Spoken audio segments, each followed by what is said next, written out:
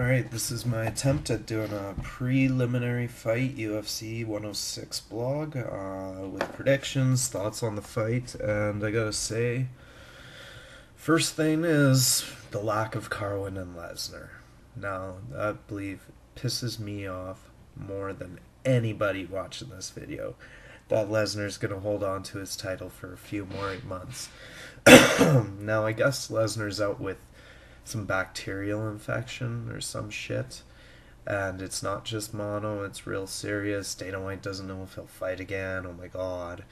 He'll fight again. And you know what? I really want him to. I mean, anybody who knows me knows how much I despise Brock Lesnar. Yeah, he's a great wrestler. Yeah, he's so gigantic, blah, blah, blah. His stand up isn't. He's got those big fucking oven mitts. That's it. And he can't even knock anybody out.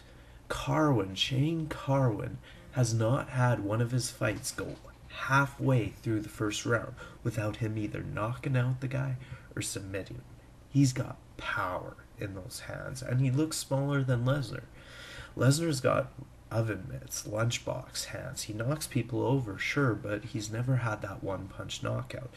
And you know, it's something like Hughes doesn't have it. It's either something you have or you don't. But to say he's such a beast when he can't even knock anybody out and all the fucking hype around Lesnar, God, it's sickening. So, but at the same time, I don't want to see him lose his title because he was sick. I mean, I don't want to see any guy's career end because of some illness, something out of his control. If he comes back and fights and loses every single fight for 5 fights and never fights again, I will be the happiest man on the planet. You know, but if he never fights again because of some bacterial infection in his intestines, that sucks. You know, nobody wants to see that happen to a guy. It really sucks. So, Carwin Lesnar to be postponed, you know, strip him of his belt if he can't fight in another 4 months because he already hasn't fought since July. And yeah, so bumped up to the main event here is Tito Ortiz versus Forrest Griffin the second. You know, I'm not really that excited for this fight. I mean, the first one was great. It was a war, and that's to me kind of when I really started to like Forrest Griffin, just to see his intensity and drive and to see him come back after such a shitty first round was just unbelievable. And he should have won that. You know, to see Forrest Griffin put up against Anderson Silva, I didn't like that either. You know, I'm amazed Dana White put that fight together because Forrest Griffin's his boy, and that was a total setup for Forrest to just get slaughtered. Anderson picks apart guys like Forrest, guys with that kind of brawler fighting style.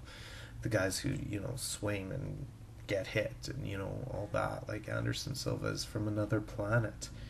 And to leave Forrest hanging to dry like that, it really sucks. And, you know, a lot of people are bitching about Forrest's antics after running out of the octagon and such. You know what?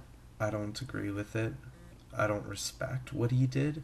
But at the same time, the guy wears his heart on his sleeve. And he said in interviews, he hasn't made one excuse for it.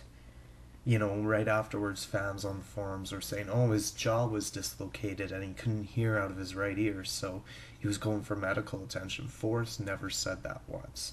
He never made any excuse for what he did. He just said, yeah, I did it. He was emotional. You know, he said, I feel sorry for people who've never cared about something as much as I cared about that. You know, that's life. And you know, it's not an excuse, and I don't think it's very classy, but at the same time, the way he's handled himself in discussions after. And the one thing about Forrest people don't get, you know, he said, I'm not here to be a role model to your kids, and people are just shocked.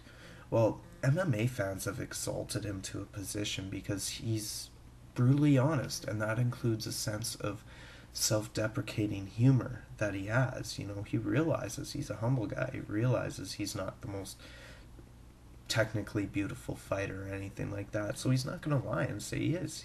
He realizes it, he is. But read his book, you know, and watch some of the things he does. Some of the things he does are quite asshole-ish. And that's just who Forrest is. He will say what he's thinking. And I respect that about the guy. He's totally uncompromising, unapologetic about who he is and what he does. And you have to respect somebody like that. I do, anyways. But him and Tito Ortiz, and I used to hate Tito, until he kind of went away from the UFC for a bit and he started saying, these guys need to be paid more, and he started becoming kind of a champion for fighters' rights and what they should be getting from the organization, the UFC. To see him back is kind of a joke, I think, on the part of the UFC. I don't think they ever should have signed him back, but I mean, Tito was great at one point. He's washed up now. Forrest, we'll see how he bounces back after Anderson Silva. I personally think Forrest needs to win this fight. Tito, I think his career's over, whether he wins or not. It's too little, too late, and he's never going to hold the light heavyweight belt again. And I really think the only reason he's back now is because Chuck isn't fighting anymore. He was great at one point, back when frickin' Ken Shamrock was great, back when the sport was just kind of getting started. But with that massive fucking head of his, I don't think he'll ever be anything of a force again. So ruining, he's Michael Jordaning himself, ruining his image by coming back, but whatever. Second big fight is Koscheck versus Johnson, and I have to say I absolutely cannot stand Anthony Rumble Johnson. I mean, he's so big, there's no way that he should be a welterweight. He's a freaking gigantic. Can't say what I was gonna say there. He's a monster. And was it him who didn't even make weight his last fight? Because he's just cutting way too much, and I don't like Koscheck either. I think he's pretty overrated. He's a fantastic wrestler, but just his attitude about himself, how cocky he is, and maybe he's doing that for, to kind of set an image of himself or whatever. But nah, so I really could care less. I hope both fighters punch each other in the face repeatedly until the point that they're both messed up their pretty faces. And I hope one of them just falls over, and that it doesn't take too long in waiting for Forrest Griffin and Tito Ortiz after. Phil Baroni versus Amir Sadella. Who cares? Alright.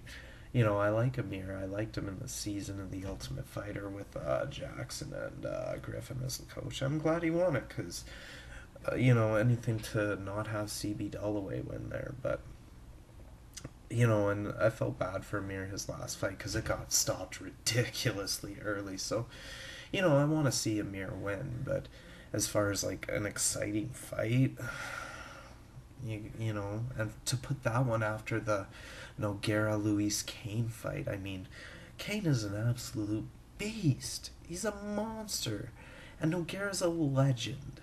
I gotta pick Nogueira in this, but to pick the Amir Sadella fight over that as kind of a bigger one, I don't know. I think Sadella will win. Like I said, I think Nogueira will win because he's the Minotaur. He's the mythological creature that can't be beat. So, but that will be an entertaining fight. I'm looking forward to it. I always enjoy watching Nogueira fight. Fuck.